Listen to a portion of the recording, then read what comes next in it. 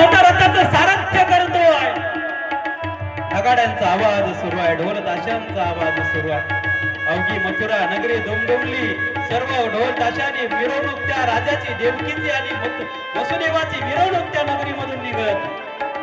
सर्वीकडे आनंद उत्सव साजरा होतो, सर्वीकडे आनंद उत्सव साजरा होतो. सर्वांच्या चेहऱ्यावर एक आनंद आहे. एक बहीण आणि भावाचं प्रेम कसं असावं हे कंसाकडून शिकावं. त्या क्षणाला प्रत्येकाला वाटत होतं की बहिणीचं आणि भावाचं प्रेम कसं असलं पाहिजे, भावाने बहिणीवर कसं प्रेम करावं, बहिणीने भावावर कसं प्रेम करावं, याचं मूर्तिमंत उदाहरण म्हणजे कंस आणि देवकी. त्या क्षणाला बघून, त्या क्षणाकडे बघून सर्वांना ती गोष्ट वाटत होती, बहीण भावाचं प्रेम कसं असलं पाहिजे. सर्व नगर त्या ठिकाणी, सर्व नगर मिरवण्यात आलं आणि ज्यावेळेस वेशीतून मध्ये येतात, सर्व नगर प्रदक्षिणा झाली. ढोल ताशाच्या गजरामध्ये मिरवणूक काढण्यात आली.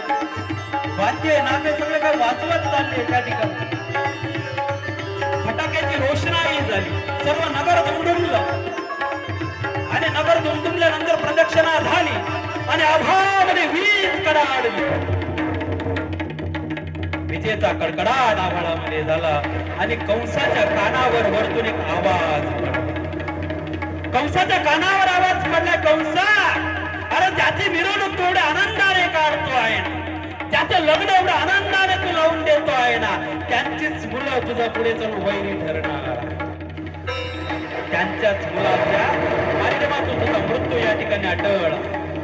आभाळातून वीज कडाडली आणि तो संदेश कंसाच्या कानापर्यंत पोहोचला. त्यांच्याच मुलांच्या हातात जो 8वा पुत्र येईल ना, त्यांच्या उदरी जो 8वा पुत्र येईल ना, तो 8वा पुत्र तुझा काळ वरून येणार आहे, तुझा वध केल्याशिवाय राहणार, त्याच्या हाताने तुझा वध होणार.